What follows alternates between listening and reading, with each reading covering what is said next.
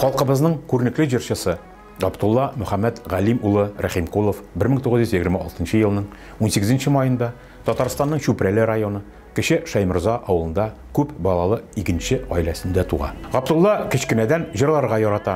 Мәктәптә укыганда төрле сәнгать чараларында актив катнаша. 1943 елда сугышка алына. Суслонгер хәрби әзерлек лагерендә яшь сугышчы курсы уза. Харьков шәһәрен азат итүдә катнаша. 1944 елдан ил чигендә хезмәт итә. 1950 елда Магнитогорск шәһәрендә училище тамамлап, тау токымнарын шартлатучы мастер таныклыгы ала һәм шахтада эшли башлый.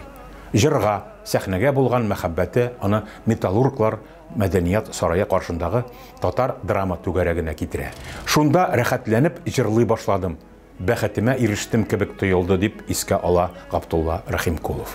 Аннары минем җырчы булып китүемә сөекле җырчыбыз Рәшит Вахаповның да өлеше зур. Аның бригадасы берничә мәртәбә Магнитогорскига концертлар белән килде. Шунда ул миңа синең урының профессиональ эстрадада диде. Казанга кайтырга чакырды. 1954 елда Казанга кайткач Габдулла Рәхимкулов ТССРның дәүләт җыр һәм бию ансамбленә эшкә алына. Озак та үтми ансамбльнең сәнгать җитәкчесе Зөләйха Әхмәтова Габдулла Рәхимкуловка хор төркеменә кушылып, Сарман җырын башлап җырларга тәкъдим итә. Җыр радиога языла һәм башкаручысына зур популярлык китерә. Рәхимкулов башкаруында Сарман җырын тапшыруны сорап, татар радиосына хатлар ява башлый.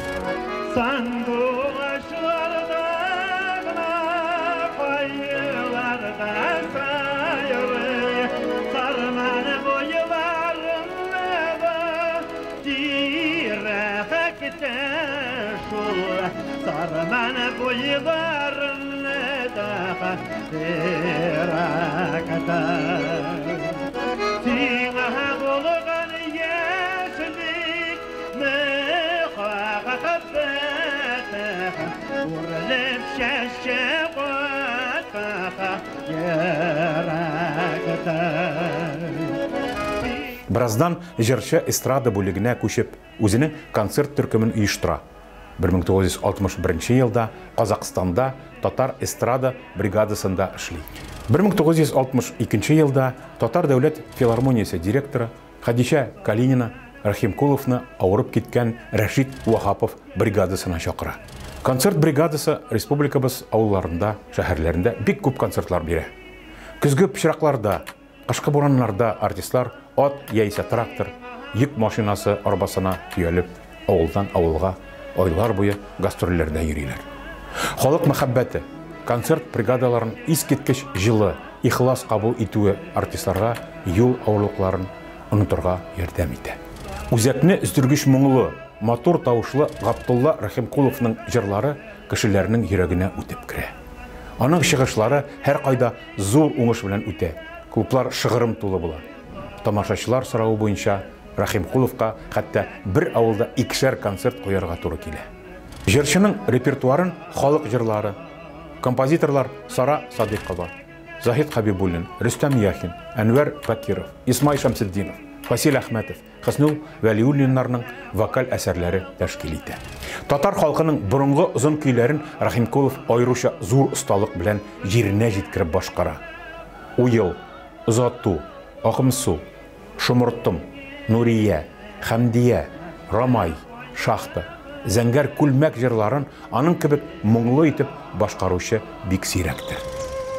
Мин үзем татар халык җырчысы буларак хәзерге заманда, мәсәлән, хәзерге яшьләребез безнең күбесенчә аңламыйлар алар үзләре нәрсә кирәгендә. Алар күбрәк итеп алып җырласыннар иде, тыңласыннар иде, үзебезнең халкыбызның милли матур көйләрен һәм биюләрен өйрәнсеннәр иде. Шундый зур теләгем бар минем хәзерге заман яшьләренә. Композиторларның кайберләре аның өчен махсус иҗат итә. Бер гүзәлен сагынам Шишмәнең, Арча кичләре, Балкый Шаймырза утлары, Кайтыгыз торналар, Кирфегеңә тамырмын мин шундыйлардан. Табигать тарафыннан мул бирелгән таланты, искиткеч тырышлыгы Габдулла Рәхимкуловка профессиональ сәхнә остасына әверләргә ярдәм итә. Габдулла Рәхимкуловның тавышы республикабыздан тыш илебезнең төрле сәхнәләрендә яңгырый. Урта Азия, Сибир шәһәр һәм авылларында татарлар яшәгән бөтен җирдә аны үз итеп, шатланып каршы алалар. Җырчы 40 елдан артык үз халкына чын күңеленнән, эчкерсез рәвештә хезмәт итте. Үзенең бенефисында Габдулла Рәхимкулов Ходай миңа 100 гомер бирсә дә, тамашачым белән үткәргән шушы язмышымны кабатлар идем. 40 ел иҗат гомеремдә мин татар яшәгән бер җирдә дә булмыйча калмадым.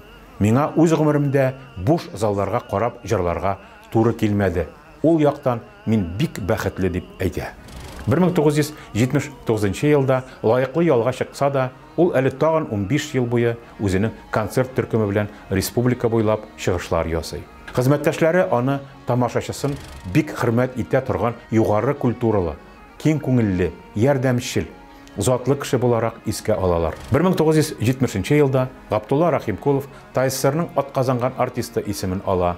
Яраткан җырчысына халык үзе күптән чын бәяне куйса да, Татарстанның халык артисты исеме аңа иҗат әһелләре һәм гади җыр сөючеләрнең күп санлы мөрәҗәгатьләренә җавап итеп 1996 елда гына бирелә. Җырчы 1997 елның 9 октябрендә Казан шәһәрендә йөрәк өягеннән вафат була.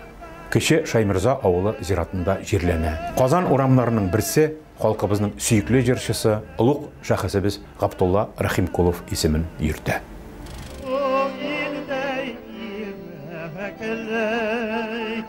Güzel ile kayaba